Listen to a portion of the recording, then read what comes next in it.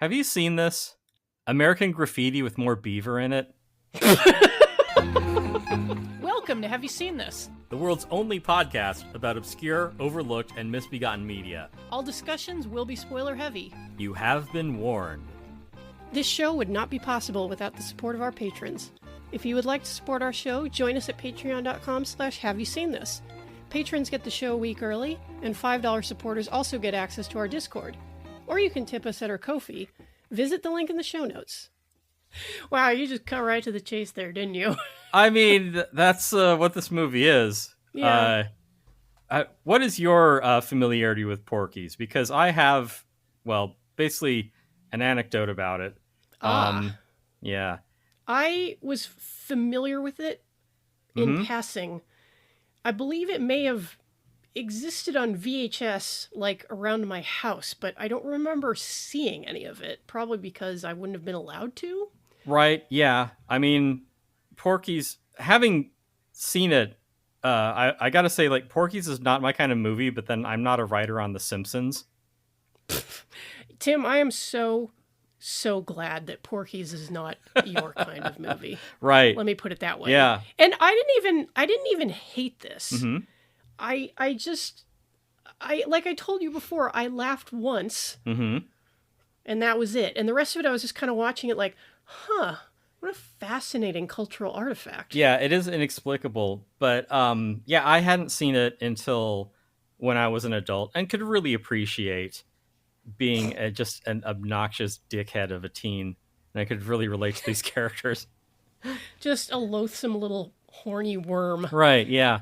Yeah, I mean, the movie came out in 1982. And so, like, when I was a kid, like, of course, yeah, I was too young to see it. But its reputation was just as the, like, raunchiest, nastiest, horniest, like, most R-rated, nudity-filled adult movie you could possibly imagine. I mean, keep in mind, like, it is, like, fellow, first graders telling me this. Well, that's where you get all the best and most accurate news, is the playground. Right, yeah. We all know this. Yeah, I mean... We've all been to school. Right. I mean, the bully's uncle who works for Nintendo confirmed that, yeah, just like how they really killed people in Friday the 13th, Porky's is just wall-to-wall nudity, just TNA. Yeah. So, when I watched it... was the Showgirls of its time. Yeah. Although Showgirls is good. So. Well, yeah. Showgirls knows what it is. Mm-hmm. But advancing forward 30-odd years or so, does this movie, in terms of just, like, gratuitous nudity and just horniness, how does it rate against even, like, American Pie?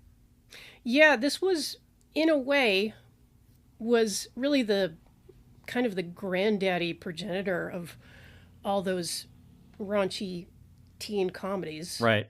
Maybe it shares that responsibility with Animal House as well, another movie from a couple years beforehand, which was phenomenally successful. Yeah. Porky's was the 6th highest grossing film of that year. Yeah. Like, I can definitely see, like, a lineage of, American Graffiti, Animal House, Porky's, hell, Revenge of the Nerds. Right. Yeah. Snobs versus slobs. Yeah, and you notice how they get rapier as they go on? Well, yeah, it's the heart of it just really becomes more refined. Yeah, that nugget of misogyny just gets pressed into a pure hard diamond of woman hating. Oh, it's pure and hard, all right. That's right, Pee-wee. Yeah. But jumping off what you were saying, when did you finally see it? Like, how old were you? I think I finally saw it in, like, my 20s or something. And suffice to say, I was significantly let down. Yeah. Because, well, not just because, if I got my math correctly, short of Kim Cattrall flashing her massive 1982 thatch, there is, and the preponderance of nude men in this, there's one scene of nudity. There's a shower scene that happens about an hour in, and the rest of it is just these shitheads pranking each other. And I do not like a single character in this goddamn movie. Yeah, it's wild how the movie is basically a series of humiliation rituals. Yeah. Hey, high school in the 50s. I mean, it was made in the 80s, so of course it was set in the 50s. and keep in mind as we talk about this that this is the 1950s as filtered through the very early 80s. Mm-hmm. So this is myth making big time. But Right, yeah. like this is the America that I people want to go back to. The one where you're like humiliating your friends like on a regular basis and being humiliated by. yeah, and that is what kind of gets me about it, and why like I said, like I didn't hate this movie exactly, Just everyone in it. but right, I was trying to figure out like what how I felt about the portrayal of like male friendship such as it was, Yeah. the portrayal of women, et cetera, and I was like, you know what it is, it's the way that okay, so the one character, Wendy, the town bicycle, Yeah. the way she's portrayed is as yeah, like she's promiscuous, but she's able to hang, right? And I was like, oh, this is like a prototypical cool girl, This is where the pick me girl or however you yeah, want to call it. because she'll get raunchy with the guys Uh-huh. and allow herself to be the prize at the end of the film.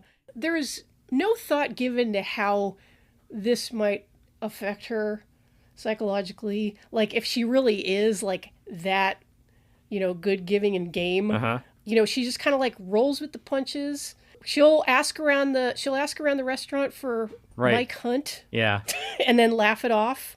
Wendy's character is that Wendy is there to be fucked, as are Yes, women in general. all women. Yeah, as Unless are you're all women. Miss Ballbricker. Right, yeah. I think that name is like an anagram or something.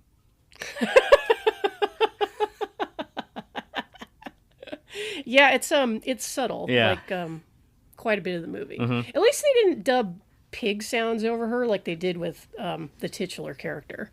Right. Yeah, the titular character being Porky's, at which point, yeah, just the movie had been built up so much by, Yeah. Josh and Arturo and the rest of them that when I finally when I finally saw it, I'm like, what the fuck is all this like hackneyed coming of age shit? This sobering look at anti-Semitism. Right. Oh yeah. I love it when Porky's gets political. Because I thought like again, because you mentioned the titular Porky's, the guy who plays Porky also is he's the restaurant manager for the place that Lane Meyer works in Better Off Dead. Same Really? actor. Yeah. I didn't even remember that. That's funny. The guy He just looks like a restaurateur. right. Well, he's got the whole pig motif, I guess. I forget the name of the place where Lane Meyer works, but yeah. Oh yeah, the pig hats. Yeah, the pig hats. So Yeah. he's got his thing. Yeah, but I thought Porky's would have figured into this a lot more. Like it's mostly about a gang of high school students who again like spend all of their time and effort just fucking with each other in more humiliating and elaborate ways in between, I guess, ostensibly going to school. Presumably. They study about as much as the kids in Rock and Roll High School Forever. Yeah, Rock and Roll High School Forever. Also kind of like derivative of the same model. But Porky's is like a roadhouse or like a strip club or a brothel. And it's this sort of like legendary place where like, oh, you can lose your cherry. It's a place where Peckerwoods go to drink and fuck. Right, yeah. The brass ring. And if you're like a dumb high schooler, you're like, this has got to be the coolest thing ever. Like if you're a kindergarten being like, oh my God, Porky's got to be the most adult movie ever made. When, of course, that movie is really broadcast news. Yeah, I could see Porky's the place being like so awesome when you're like 14. Right. Because, oh my God, you can get beer and see titties. Yeah. Or let's say you've never been to LA before, or you've only been doing roller derby for like a month or so, and all the girls say, let's go to Jumbo's Clown Room. Yeah. Right. Yeah. So the legend of Jumbo's Clown Room, which is, just sort of an LA dive bar. Watering hole. Yeah, watering hole. As in, it's full of water buffaloes. Yeah, it is about a half a bar with a small stage that I think amateur strippers will sometimes go up there. You're saying these women aren't professionals? I'm saying I would have a tough time telling the difference. So, but yeah, in that way, like if you've ever been to Jumbo's Clown Room, I think Porky's is kind of in the same mold. But that is, but it weirdly takes a back seat to the story. Just these six dickheads who are quote unquote friends. More likely, they just went to school together long enough. Is this masculinity, Tim? Oof. Unfortunately, no. You know what it is? It is my parents were, dot dot dot, and I grew up fine. Like these are those guys. Yeah. Yeah.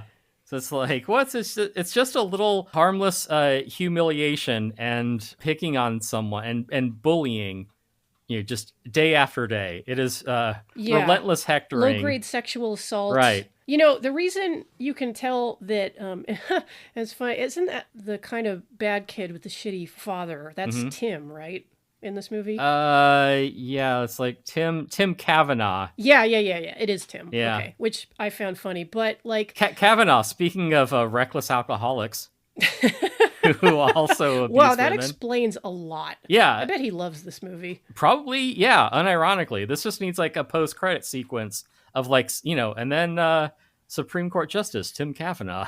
Oh yeah, it should really be like at the end of American Graffiti, a much better movie, as much Right. as it does also kind of touch on the darkness of that supposedly carefree 50s culture. Right, yeah. Yeah, died in Vietnam. Yeah, like it needs a post-credit sequence like that where it's like, because when I watched it the second time I was like, geez, like how many of these guys do you think died in Korea? Right, yeah. Yeah, because it takes place in 1954, so Right. yeah, it's oof, man. Yeah. America, man. You make a really good point, because the reason you could tell that Tim's dad is bad is because, like, oh, he hits his son with a closed fist. Right, Like, yeah. That's a little too much. Right. But like, kind of slapping your kid around to like put the fear of God into him. It's like, well, that's just parenting. That's just how you do it. Yeah, that's how you get a kid to shape up. Yeah, and what's interesting about this movie is that this is the same director creator who brought us the heartwarming and sentimental A Christmas Story, widely beloved, in a different way from this film. Well, that was in like And the fact, 30s, so it's like it's every odd numbered decade or something.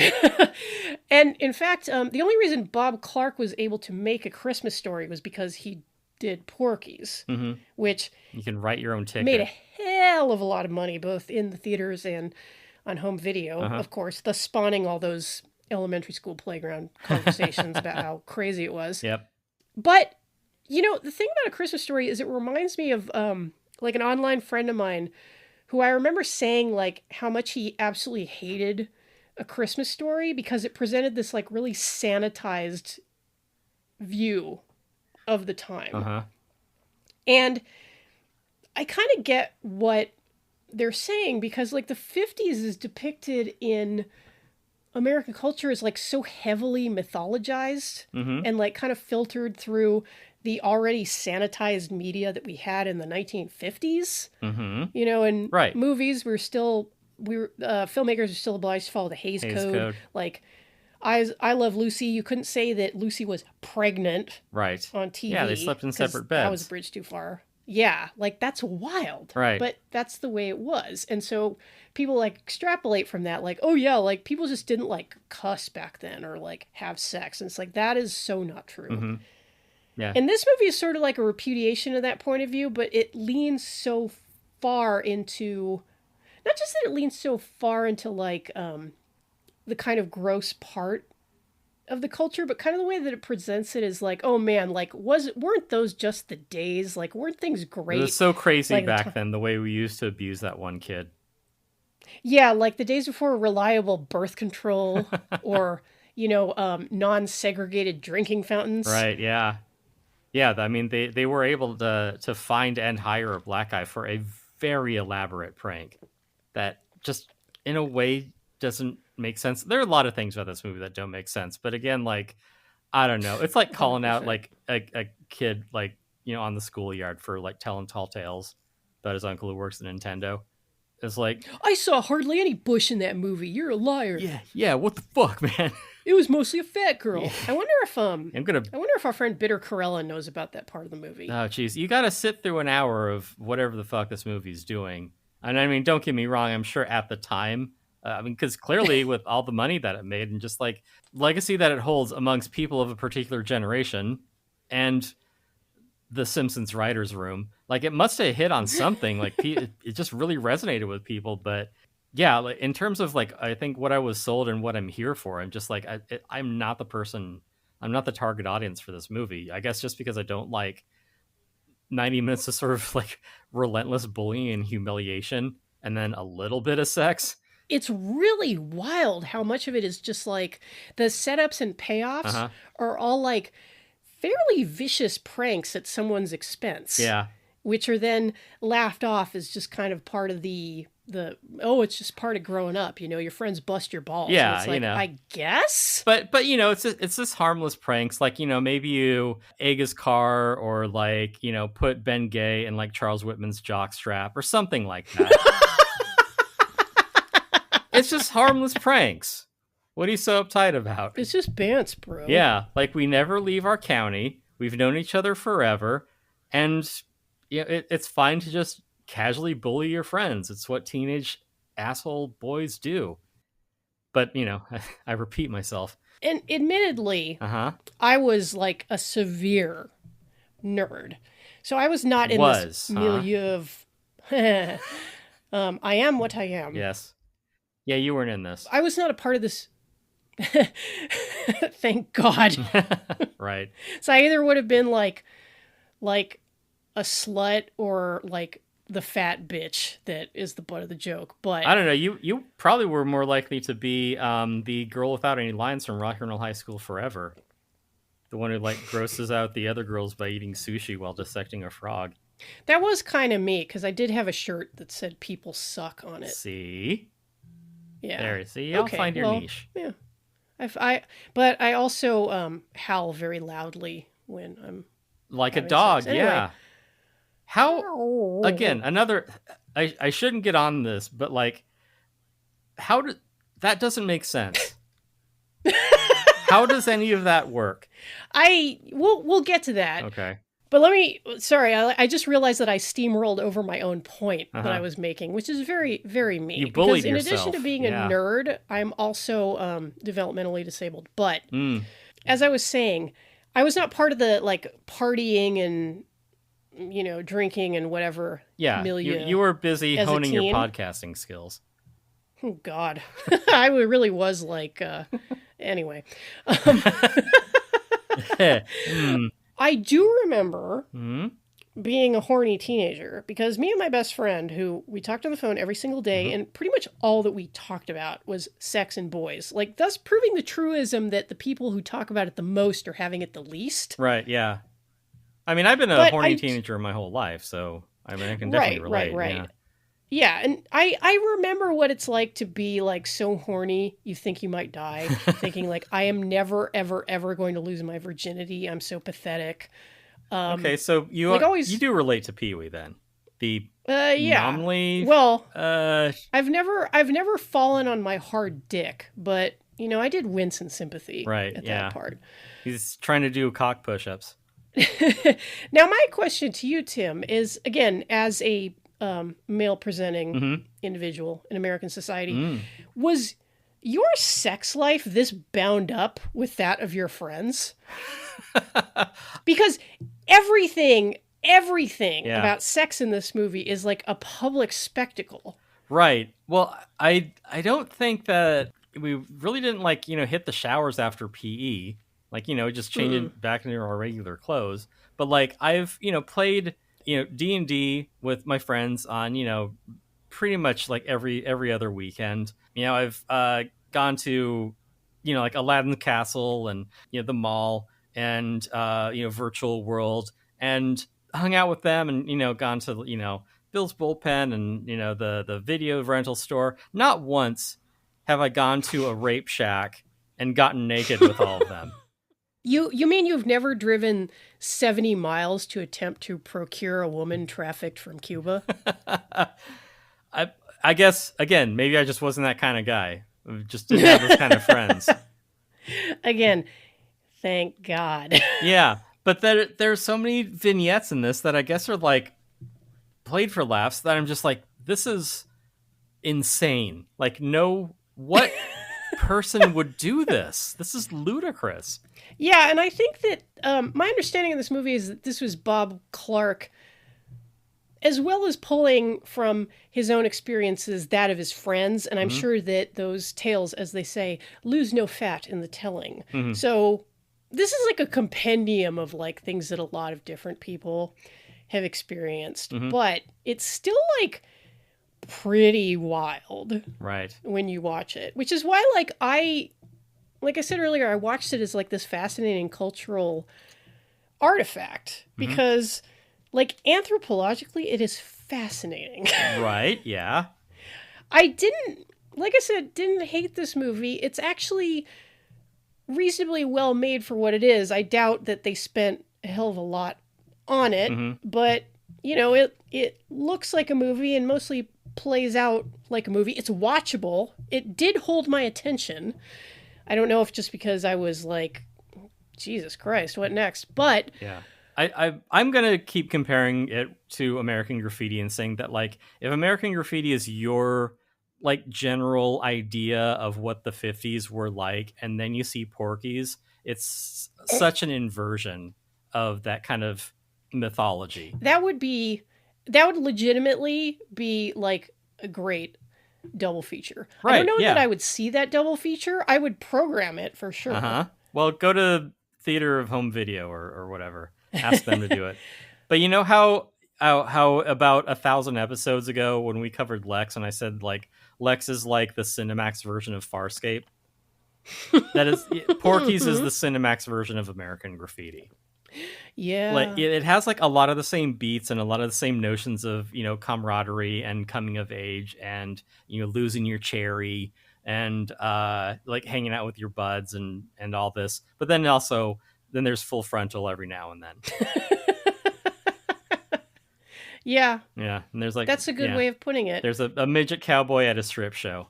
It isn't Cindy Williams like riding in a car with Harrison Ford and nothing Oh happens. man, that is a thing that this movie lacked was young Harrison Ford. Although No. I will say, as interchangeable as our young male cast is, Hmm. Meat's kind of hot. Oh, you think so? Like the big muscular guy with a reputation for showing himself off to underage girls. Just saying, I like Italian guys. All right, What can there I you go.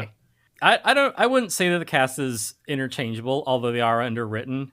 Because there's Pee I Wee. have trouble telling them apart sometimes. Is what I mean. Well, yeah, okay, that I think fits with being underwritten. Because there's Pee Wee, who is White people all look alike to me. right. Yes, that's. I'm glad you're brave enough to say that. I didn't know that the two leads in Sinners was played by the same guy. Wow, this guy acting with Michael B. Jordan is really good. Yeah, who's You Michael know, B. Jordan? I did think of Sinners while I was watching this because like every time they were at Porky's, I was like, oh man, where's Michael B. Jordan with Yeah. a fucking machine gun when you need him? Just like when are the can we vampires going to come please- out? Can we please just murder some Klansmen? Right. Yeah. Yeah. Because there is kind of because it's set in like Tennessee, I believe. No, Florida. Florida. Oh, okay. This is Florida as fuck. Didn't you see the insert shot of the alligator? Well, I heard a guy mention Tennessee, and so I guess that's what I got in my head. But yeah, seeing like the alligator and all the Spanish moss and everything, I'm like, well, obviously Florida. But I'm like, that's too obvious, Tim. Well, more fool me. yeah, I can't believe that you didn't cotton on to the incredible subtlety Right, of this right. film. Yeah, like I said, maybe I'm not the target audience for a movie this subtle. As the one with the gym coach Miss Ballbricker. Simpsons, shades of Edna Krabappel. Like it's obvious Yeah. right there. But you were saying, Yeah. I'm looking for a man to hug and kiss. yeah, 2 for 2. Just like Yeah. and like the fixation on like dumb pranks, like you know, just the Homer going back to college thing. Like, hey, this bra bomb better work, nerdlinger, and whatever. Like college prank movie that Homer's watching. Like there is so much of like Porky's in The Simpsons. I mean, Hell, one of the guys is supposed to have a scholarship to that that safety school, Princeton. I mean, Ugh, Jen, they'll just let anyone into that clown college. that's true. Yeah, even a genius like Meat,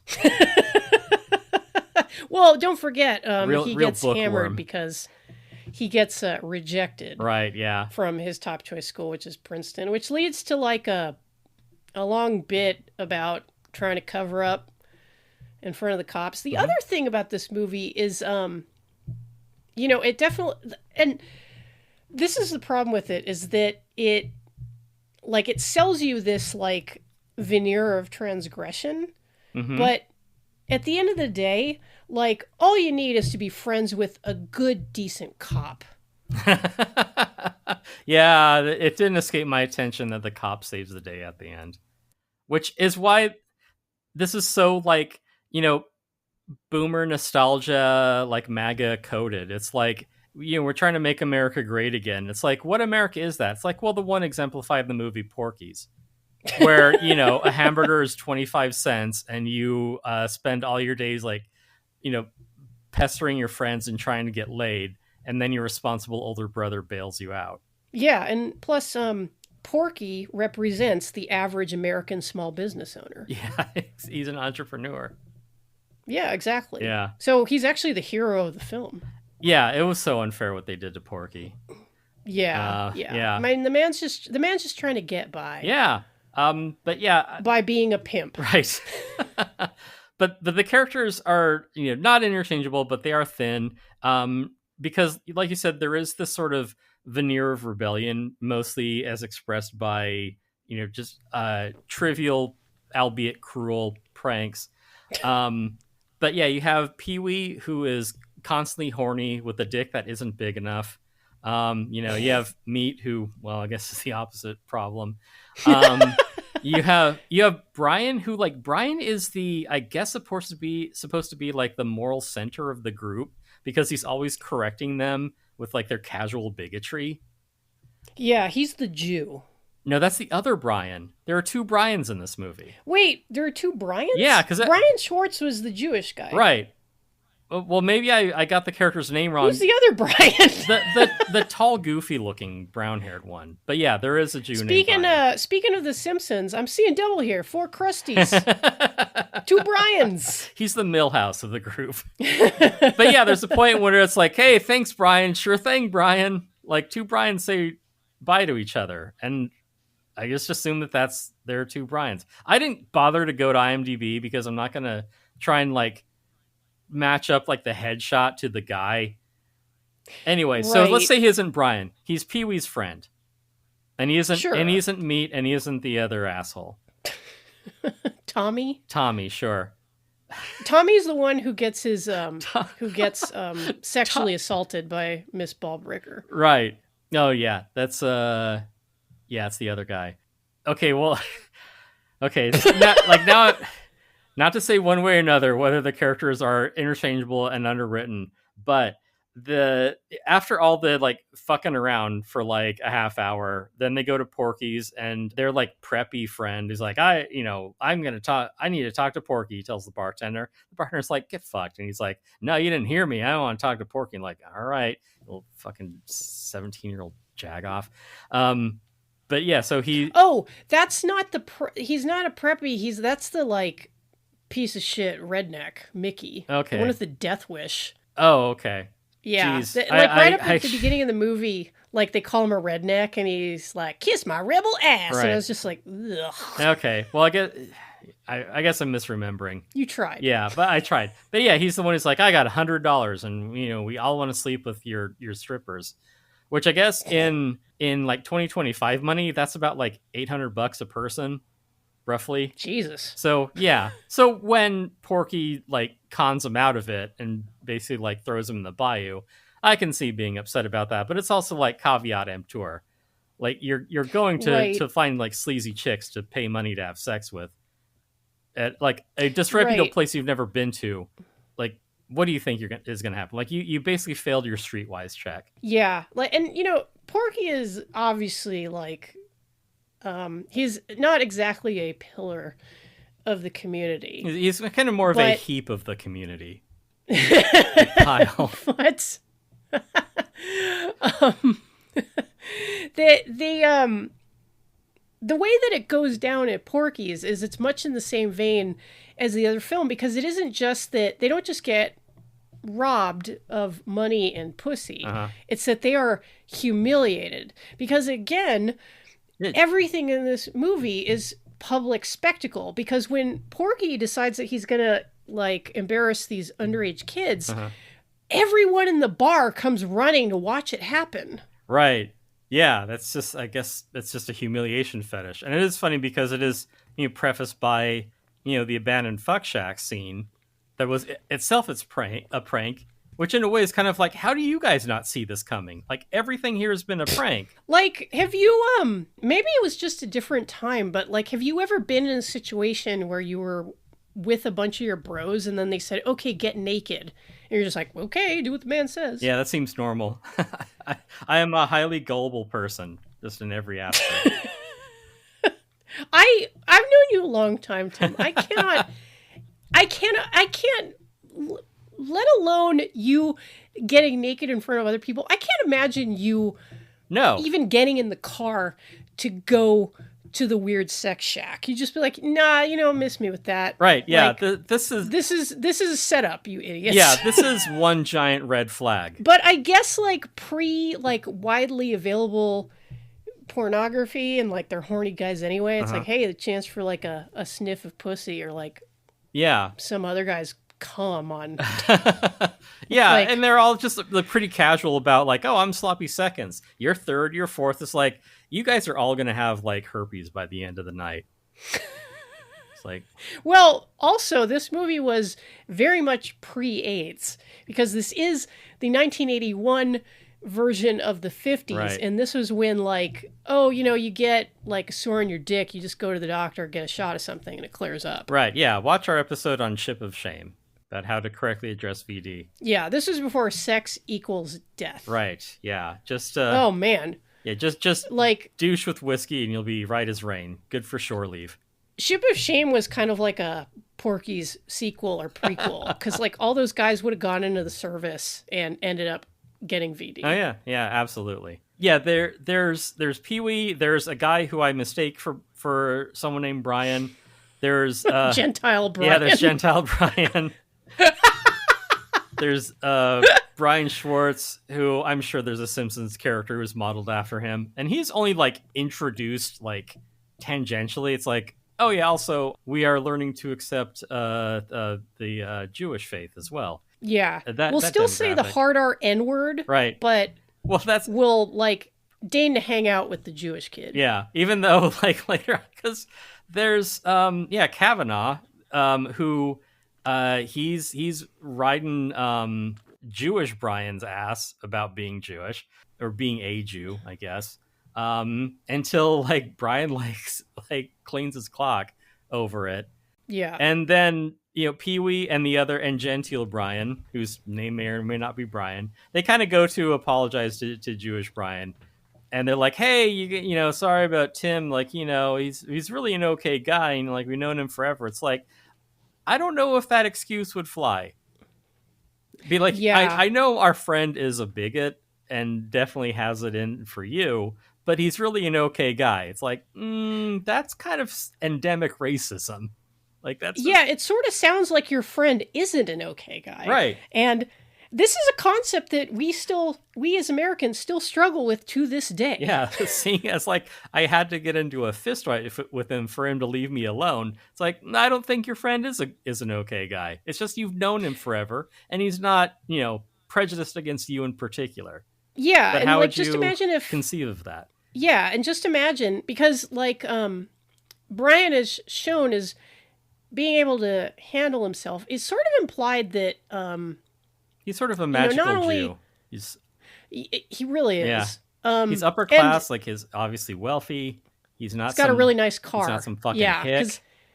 Yeah, that's what I was gonna say. Like, it's kind of set up because they mentioned to him like, oh well, like I think Tim kind of thinks that you're acting like you're better than him or whatever, and it's like, oh, okay, he's got a nice car. He's one of them city boys. But, Right. Yeah, And yet, like, these guys are to the denizens of Porky's are Angel Beach pussies. right.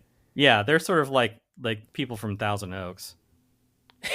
Disgusting. Yeah. And yeah, like, imagine if Brian wasn't able to handle himself. Yeah. What if he had been beaten to a pulp by Tim? Yeah, maybe he wasn't the first. Like, I kind of feel like if he wasn't like this, like, model Jew, like, Mhm. the movie wouldn't be like quite as cool with him. I don't know. It's very weird. Well, I think the idea is just to be like, hey, Jews can be treated like people too. Jews can play sports. Right. They can be accepted as a normal person once they prove Yeah. themselves, like any other marginalized person in the US. Not in just the 50s, but I guess in general. Yeah, and when Brian Schwartz gets a little older, he's still not going to be able to get into the Angel Beach Country Club. But they'll his friends will sorrowfully shake their heads and be like, "Yeah, I'm sorry. Like, yeah, that sucks, but Yeah. that's just the way it is." I mean, really, like, he's an okay guy, but, he said that you can't join the country club. Right. Yeah. But yeah, so like that's kind of like your core cast, and then there's the other redneck whose name I forgot. But yeah, the one who has like a death wish. Yeah, like this man drives 70 miles more than once. Yeah. To get repeated brain bleeds. Right. And there's kind of a point too where it becomes sort of a running gag to me, which I know is not like intentional on the movie's part, but it does have echoes of a movie that came later of Top Secret, where the Zuckers movie, where one of the French resistance guys, Latrine, he always enters a scene like grievously wounded.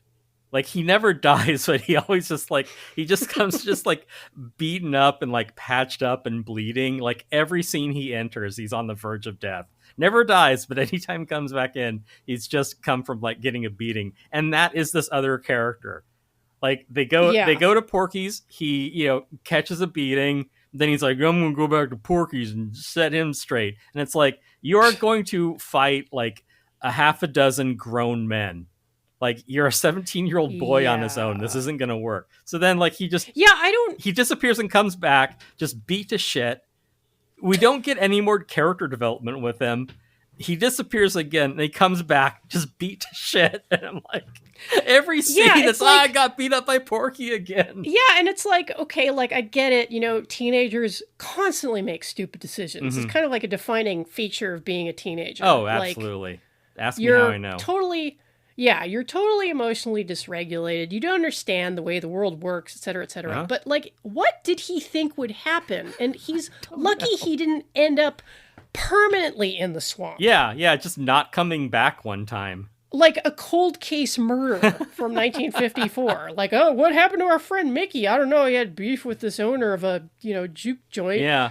Oh, yeah. Never came back. And even the end of the movie, I mean, not to skip to the very, very end of the movie, they get their revenge on Porky, but, because it's like an inter-county dispute, which I guess is some southern thing. I don't give a shit. But, like, they've got Porky and his brother, who's, like, the crooked cop of, like, the Shelbyville version of, like, these two counties. Alex Karras. Yeah, George from Webster. Yeah, Mungo. Yeah, so Mungo. Only pawn in Game of Life. Indeed. So they get their comeuppance, as you would expect at the end of Porky's by the good sheriff, which is like Pee-wee's uncle or something. And it's like, I wonder what gang that guy is in. Which guy? The quote unquote good sheriff, because sheriffs are all gangs. ACAB. I mean, yeah, clearly. Yeah. You know that it is a fantasy of historical fiction about the 50s because there's a morally upright cop. But yeah, like, do you ever wonder at some point where, like, even after the movie, like after the movie has ended, like, would you rule out like that the good sheriff like dying mysteriously in a house fire after being shot in his sleep? Oh yeah. Like the week after that happened, like, I can absolutely see that, because one of the things that the movie isn't equipped to address is just the notion that violence begets violence. I mean, it is a continual escalation throughout this movie. And it's like, you shitheads do not understand, like, the ramifications of what you're doing. Or maybe it's just harmless pranks. I don't know. Well, it's like this fantasy of redress for like wounded male pride. Right. It's like, man, Porky took our money. He denied us pussy. Like, we're gonna fucking get him. Yeah, we're going to absolutely we're going to destroy his business and like raise it to the ground. Over $100. Well, like back then, that was like Yeah, it was like $800. $500,000. Right. So yeah, a shake it was like, 14 that was not chump cents. change. Like, work it out. that did occur to me like afterward because they get humiliated and run out of town, and then they go to get burgers and talk it over, and I'm like, and at first I was like, wait a minute, like the sheriff took all their money. How are they affording those? Oh, right, a burger was like 10 cents back then. Yeah. You could treat your best girl to dinner for like a half a buck. Yeah. For the both of you. You don't even need to split a shake with 2 straws out of it. Yeah. But still, you can, go to Moe's Family Feed Bag and really treat her up.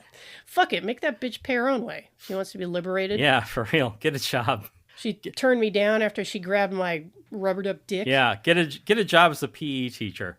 Do you want to still talk about the plot, or you want to talk about like the enigma of Kim Cattrall's Miss Honeywell? Our bright shining star of the film, Kim Cattrall. I assume that this whole scenario was why she eventually got hired for Sex and the City.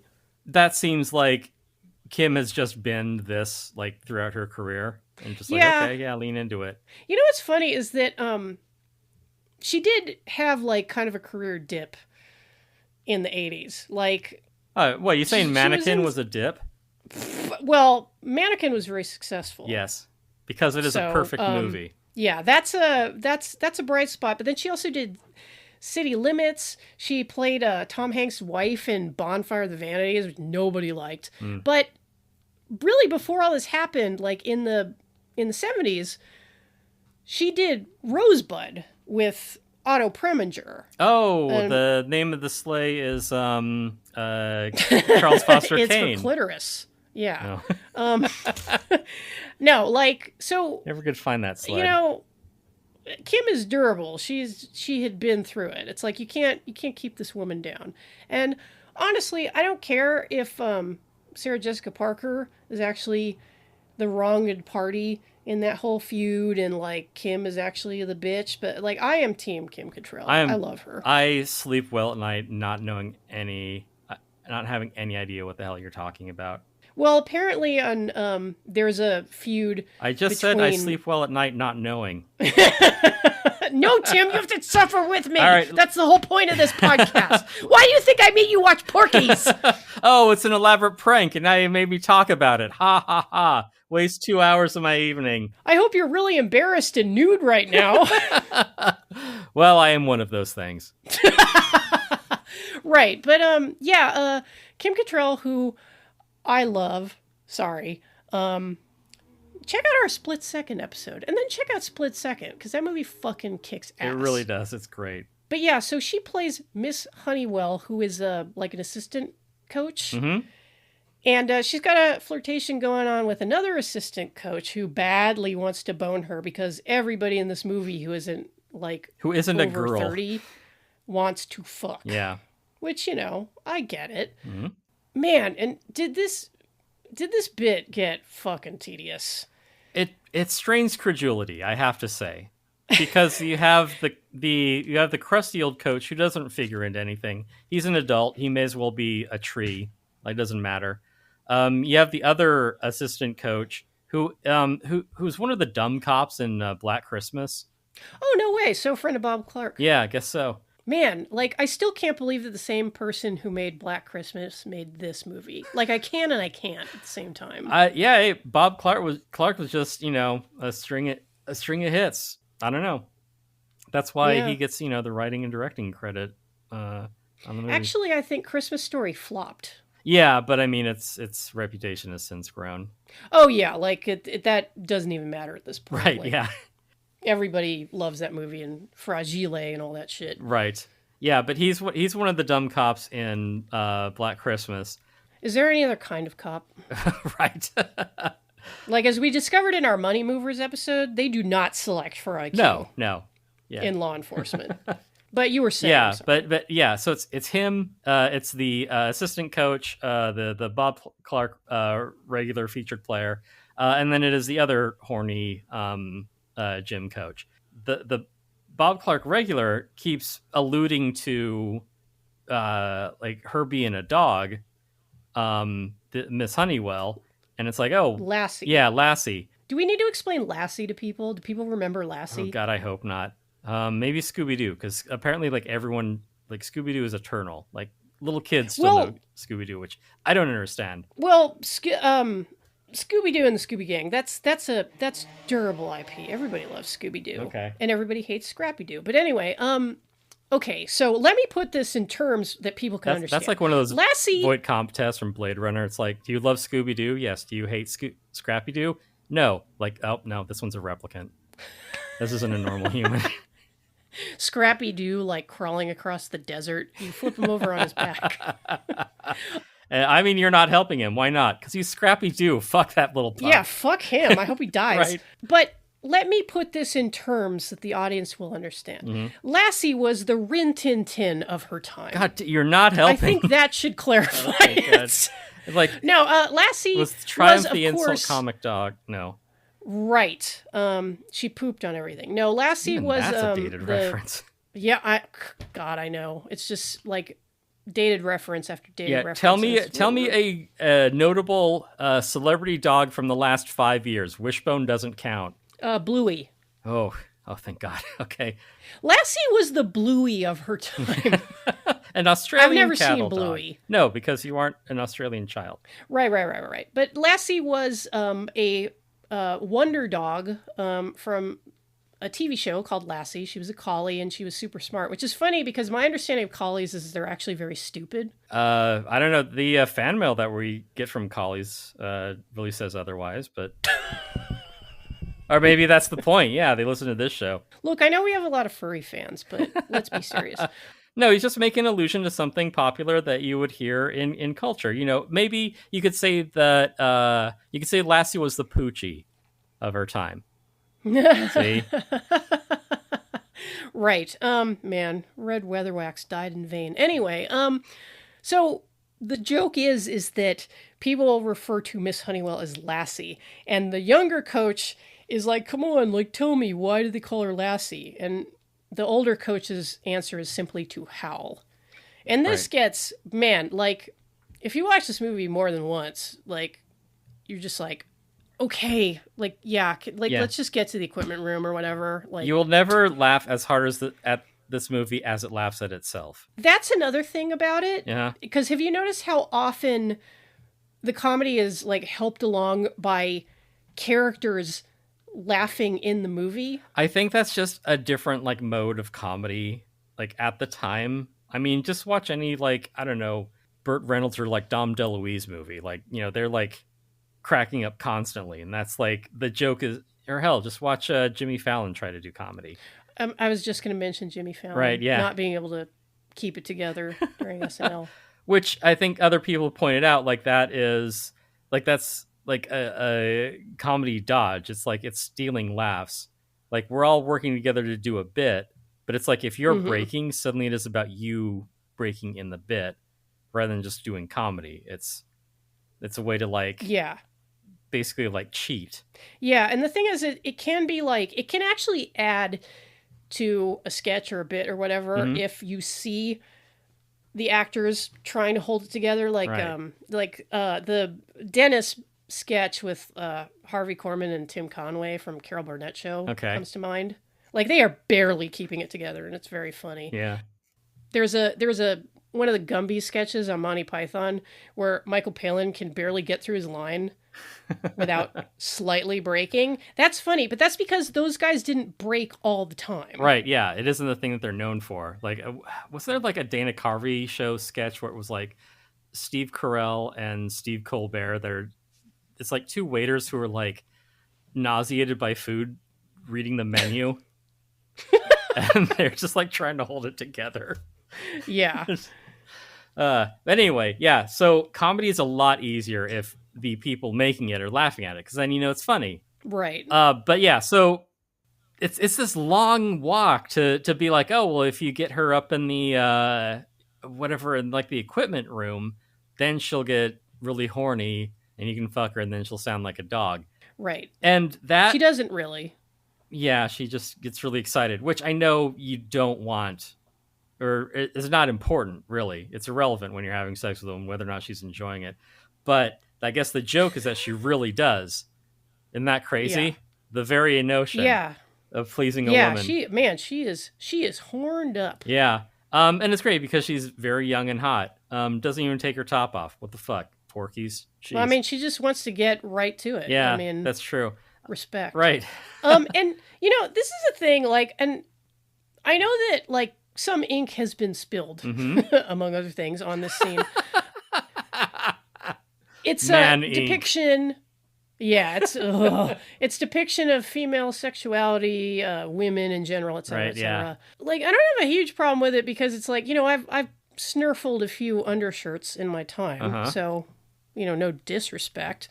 It is nice to see a woman on screen like being very, very into sex, Being more than a mattress, yeah.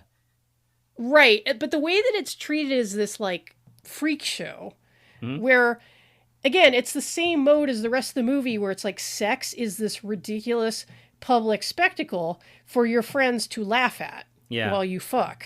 Yeah. And I'm like, that seems like, that's like maybe like a couple degrees removed from like the kind of sex that I want to have, like just, I don't need all these people here. Right. Yeah. Yeah. The humiliation, as they say, is the point. Yeah. And I guess the shamefulness And is to- part of it. Yeah. And to try to keep her quiet because she gets like pretty high pitched. Ian Holmes stuffs a porno magazine in her mouth. Oh wait, I'm confusing my movies. No, you're thinking of that bit from The Driver. No.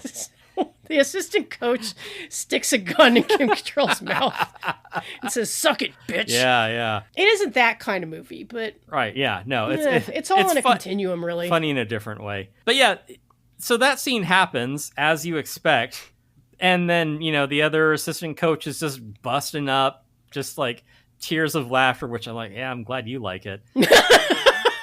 And then the other like new coach comes back and he's like, oh yeah, gee, sorry coach, I had the runs or whatever. And it's like the entire gym heard you fucking this chick. And like we all know that she howls like a dog when she's getting fucked. Although that's my problem with this scene. How do they know that? Yeah, like did the older coach fuck her? Right. Because the two of them get like fired immediately after, off screen, I suppose. But it's like, did the first one fuck her and then all this happened and then just kind of gets around that everyone knows that Miss Honeywell sounds like a dog when she fucks. Yeah. Or she howls like a dog. And it's like, well, if everyone else is like, if it's been an open secret and this is the one time that like someone got caught doing it, how did it happen every other time? Yeah, who else has fucked Miss Honeywell? Right. And then also, like, then Ballbreaker gets on her case, and then she, like, jumps down Ballbreaker's throat about it. Just completely unmotivated. This is wild, because it's like, okay, yeah, I get it. And, like, Miss Ballbreaker in this movie, for better or worse, she represents sex-negative 50s authority. Yeah. Like, not only is she a disgusting fat bitch, but she's also no fun and a prude. Right. And she doesn't appreciate... and look... we've all done things at our place of work. It happens. I'm not going to be like, well, that's just unprofessional. Right. But I'm like, okay, like, you two, like, come on. Right. Like, you have to know that this won't, like, go over. Right. And Miss Ballbreaker being, like, the movie, like, punching bag, basically, because, that's her physique, She's I short guess. and fat, yes. The way that Miss Honeywell, like, pops off at her is, like... I'm like, did people do this in the 50s? Like, yeah, it's completely... Is Miss Honeywell bipolar? It's completely out of nowhere. It's like, hey, fuck you, bitch, for catching me fucking, like, during, when I'm at work at a high school surrounded by underage children. Like, how dare you? And screaming loud enough for them to hear it. Right. Just, like, completely, like, losing herself while at work. I mean, I at least had sense to, like, close the door to like the office I worked in. Like, you know, it's, Yeah, I like mean, it's discretion you is gotta part of take it. steps. Yeah, you Yeah, wait till the boss is left, and then you're like, okay, on the boss's yeah, desk, right now, let's get to it. But yeah, that's the thing, that Ballbreaker is like correct in the situation, even though she's the negative one. And you're right, she is kind of a what's how would I describe? It's kind of like she's a hard ass. What's the word? right. Yeah, what would like bust your An ironclad copper bottom bitch. yeah, I guess for like I there's some phrase that I'm thinking of that describes a woman like that. I just can't think of how you use it to describe Miss Ballbreaker. Damn, I'm usually a font of misogynistic terms for Right. women, Yeah, but shame. Oh well. I'm failing you, Tim. I'm sorry. Mm. I'll try not to be such a dumb woman. Just a portly, short, no fun, responsible adult. That's really the worst of it. No, and then she takes her complaints, well, I mean, about this and another thing, to the principal, basically filing a sexual harassment claim, and then gets kind of like laughed out of the room. Right. You could frame the scene as, and let me be clear that Miss Ballbreaker is also Ballbreaker, that's what I was trying to insane. think of. Oh, I get it. Yeah. But she didn't grab his balls, she grabbed his penis. Uh-huh. It makes no sense. Yeah, it doesn't. It should be Miss Penis Grabber. Yeah, this movie just falls completely apart. But Yeah, anyway, you could read the scene of Miss Ballbreaker going to the principal and being laughed out of the office is like, well, this is just kind of what happens when women try to report sexual misconduct. Right, yeah. There is the added wrinkle of, and this reminded me of an actual news story from like a few years ago, because after the other set piece that we were subjected to is the probably the thing the movie is best known for, which is the peeping scene, which ends with one of the peepers getting his dick grabbed through by an ugly hole. woman. I know, the worst thing to happen. Yeah, like you might as well just kill yourself, bro, right? Yeah, it's all over. Do you think this ever happened to Denny from The Room? Constantly. He peeps mostly.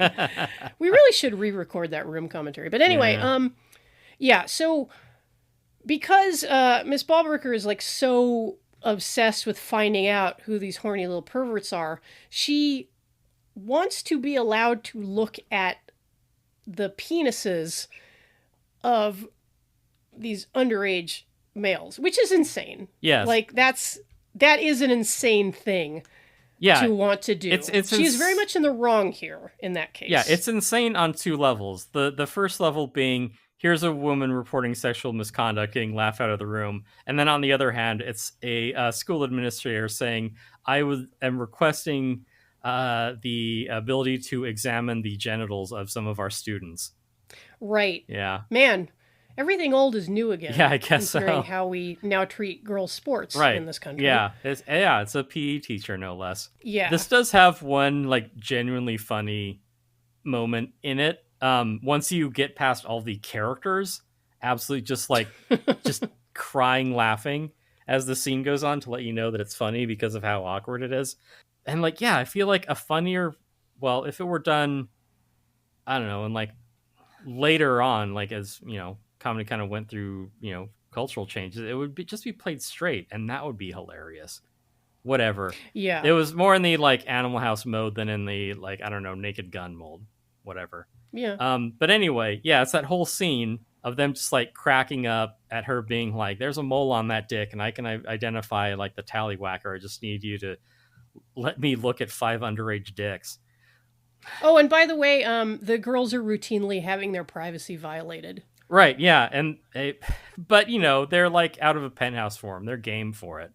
So whatever. Right. Yeah, they're there to be fucked. But yeah, at the end of the scene, like it zooms in on a painting of like Eisenhower, and like one of the characters has been like covering it up, just like distracting, artfully, like blocking the painting and distracting from it. But then like he moves out of frame and like it zooms in on Eisenhower and he's got like this big old smirk on his face too.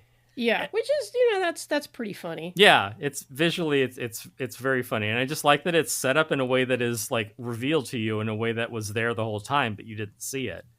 Right. It's like it's actually like, putting some work into it. Yeah, and it should be said, Bob Clark is not unskilled as a filmmaker. Like I said, this movie, for what it is well made. After a fashion. I like Ike, and Ike sure liked that bit. He's got a sense of humor. I mean, he wasn't just going around saying bunghole like LBJ. Well, he wasn't packing like LBJ. LBJ, aka Meat. Right, yeah. Yeah, maybe that's... God, LBJ would think this movie was the funniest shit ever. Yeah, that's...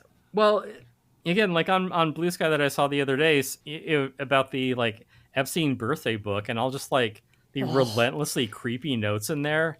And just, a woman who's older and realizing, or, like, expressing, like, this was just kind of, like, cultural wallpaper, like, at the time. This is just how men were. Just like, whoa. Like this is just the attitude. Like, women were there to be fucked. Yeah, and if you didn't just kind of roll with it, it's like, oh, well, check out this no fun women's liber over here. Right, yeah. Like, you just got to be a Wendy and, like, kind of smile through getting called a cunt. Well, she's there to play pranks too, so that, the guys that are worth fucking will deem to fuck her. I mean, you don't. She's adaptable. This is how women survive in these. Yeah, you don't marry Wendy, but you do rail her pretty often, and she'll take what she can get. Mm-hmm. Hell, even Pee-wee. Yeah, even Pee-wee at the end, and that just is from out of nowhere. Just like, hey, Wendy, you're up. The movie's over. You have to fuck Pee-wee. You're like, okay. This is a happy ending. Right? Yeah. Also, I refuse to believe that, because it's implied that Wendy pulls him back for seconds, and I'm like, I'm sorry. You can't tell me that Pee-wee wouldn't have gotten, like, 2 pumps, nutted, and then just passed out immediately. Yeah, and then he's, like, all, like, doing a Tarzan thing out the window. It's like... Me, Tarzan, fuck Jane. Right, yeah. I don't know. I mean, I can only, like, define it in even, like, more derivative terms in, like, Rick Sloane's Hobgoblins, like the presentation of, like, teenage sexuality there. It's like, oh, so that was sex? I know, I should put one in the swear jar. That's $10, Tim. Right. Yeah, but, like, sex is, like, a public spectacle. Mm-hmm. And also, like, mostly embarrassing. Yeah, I don't... It's like a trophy to be won rather than... I don't know. Yeah. Rather than... But that's, I guess, Eisenhower's America. Yeah. Well, we know how much he loved a good prank. Well, like, vaguely relating to Eisenhower, there was a Chapo episode where they were... I don't even remember why they evoked him, but they were talking about Eisenhower. And one of them mentioned that Eisenhower had an affair with his driver. Yeah. Like during, I want to say, World War II. And he was like, he was so into this woman. Yeah, Eisenhower.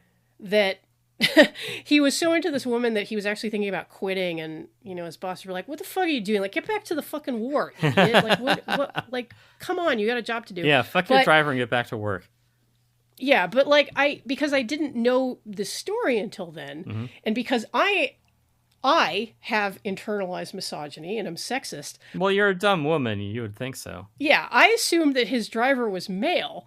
And so I was listening to this thing like, whoa, Eisenhower had a gay affair with his driver? No, Jen. Stop writing fan fiction. Right, yeah, that's probably... I could see that being the place you jump to for the obvious reason. Not just because a woman driving a car professionally? I mean, come on. Yeah, I can't believe they allowed that, even if it was wartime. Right. Ugh. Yeah. I mean, he was the president. I should post that picture of Eisenhower sitting like a little fancy lad.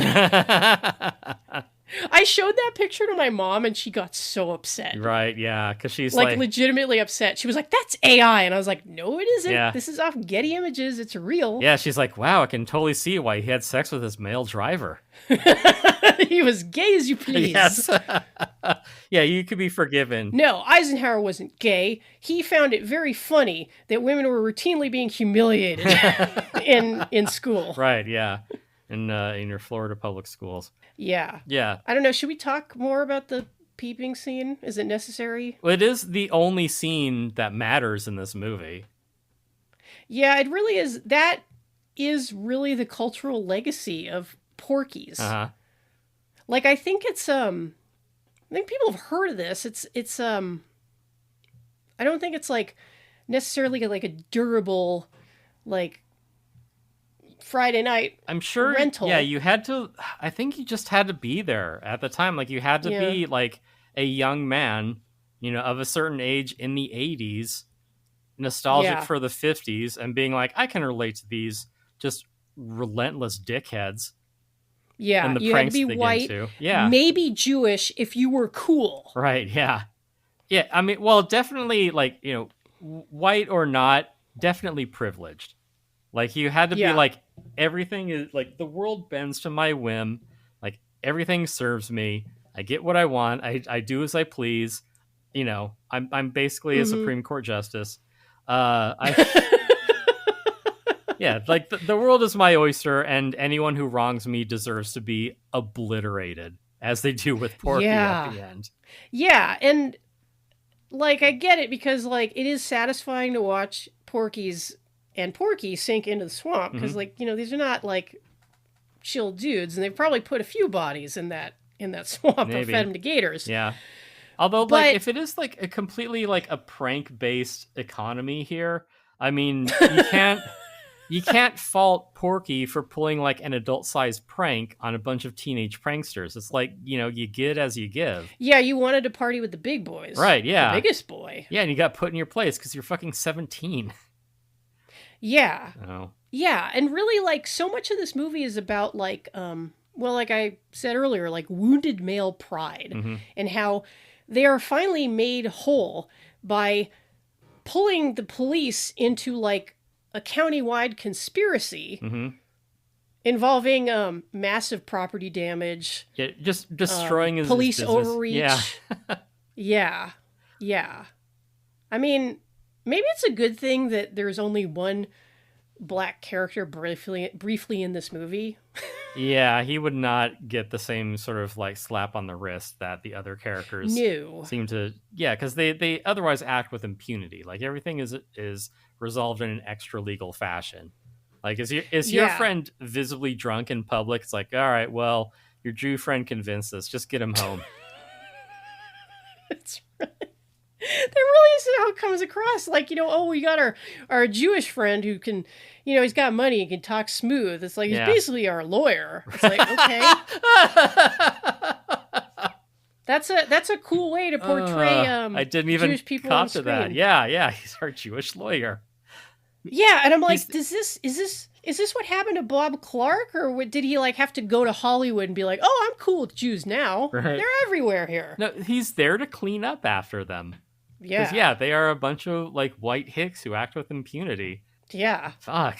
Yeah, just you can see why I hate everyone in this movie. Oh yeah, like it's weird how watchable this movie was to me. Like I said earlier, it did like keep me watching, but there really isn't anybody in the movie for you to like kind of like latch onto as like a a surrogate, because it's like I'm not gonna fucking identify with Pee-wee. God, I hope not. Like I wouldn't want to be friends with a guy who can identify with Pee-wee. No, I'm not. I feel sorry for characters like Wendy and Miss Honeywell.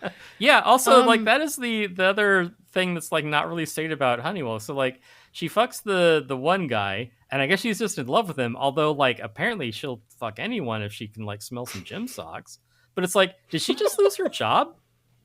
Like, how do things work out for Honeywell now? What does she have to be happy about? Well, this is hard to conceptualize these days, where jobs are not exactly thick on the ground. Back then it's like you could just go work anywhere, and there weren't like background checks or like you didn't have to give people your social security number or any of that shit. You could just fuck it. You could just like waltz into the CIA and be like, hey, I got nothing to do. Oh man, like if Princeton man, huh? I wonder. Yeah, they called me meat in high school. I wonder if they would have recruited Meat or if they would have been like, I don't know, he's a little too swarthy. Could be. I don't know. He seems Italian. to be. This is before Italians were white. He seems to be a budding alcoholic. He'll fit right in the CIA. That's true. I think it was God, was it Matt Christman who said that the CIA was all like drunken Mormons and like teetotaling Irishmen or something like that? The worst of both worlds. That was the kind of sick shit that was going on. America is a profoundly sick country, and this movie is evidence of that. Like, it's Yeah, if you want to stew in that and also, like, see some bush, go for it. Yeah. As an anthropological artifact, it's fascinating, and it does genuinely tell you a lot about this country. Like, watching this in 2025, while it is, like, wildly dated, like, if you watch it with a clear eye, you're kind of like, yeah, this fits. This is still like the culture we kind of have in 2025. Yeah, you can't be mad at the movie for like not being like woke enough or for being regressive, because it's really more like, I have merely held up a mirror to society, sir. That's right, Bob Clark. Yes, I am your Bob Cassandra Clark. And the protagonists in this, I don't believe they learned anything by the end of the movie. Like, Pee-wee got laid. Mm-hmm. The most important thing on Earth. That's true. That is kind of the through line. Getting your dick wet. Right. And everything else, who cares? Yeah, certainly. I mean, like, who cares what the women think? Like, they don't fucking matter. No. Nurse Ratched comes through trying to grab the guy's dick again. Sorry, Miss Ballbricker, whatever. Same. And again, she is clearly an insane person. She has been driven mad by the transgressions of these boys, and she is perhaps dealing with it in the wrong way. But on the other hand, what else can she do? She tried going to an authority figure about it, admittedly with a fucked plan, but she tried to report this kind of severe sexual misconduct that was going on in the school. And she was laughed at. Yeah. Why don't you go to the cops with that? Why don't you go to the papers with that? Yeah. Because imagine if they had like reported that there are multiple holes in the girls' showers, and of course there are multiple holes in the girls' showers. Damn it, Tim, that's my line. I joke to keep from crying. Yeah, well, me and my horny friends need to go wreck a guy's business in the next county over, so I'll be seeing you. Yeah, good luck with those concussions, Mickey. Yeah. So they don't learn anything at the end of the movie. But yeah. Why should they? No. Yeah, like, they're white guys in the 50s. Everything is right in the world. They don't have to learn anything. They got the cops on their side. Yep. They found like a metaphorically bigger cop to smack down the cop that wronged them. Right, yeah. Legitimate. Now, cop. this movie did have a couple of sequels, one with Bob Clark, one without. I will not be watching them. It's when they go to space that really, I think the series finds its footing again. Lex. Great show. Yeah, the movie that comes from nowhere and goes nowhere. The perfect encapsulation of the just prevailing American ethos. There is one question that I have not asked you, which I think is very important. Have you, Tim, ever made a bitch bark like a dog? I dated some dogs once, but I'd never go out with a bear, man. That's a terrifying thought. Thank you for listening. If you enjoyed this episode, you can show your support by going to patreon.com/haveyouseenthis and make a pledge at the $2 or $5 tier. $5 a month gets the latest episode before everyone else, plus access to our Discord, where we're always arguing about movies. If you'd like to give us a tip, our Ko-Fi link is in the show notes. I don't think it's on streaming. It like turns up fairly regularly because, like I said, it is like you'd have to look like behind the beaded curtain for VHS copy. You got to go into that little room at the back of the video store. Yeah, the one where they keep like the actual pornos, which this is not.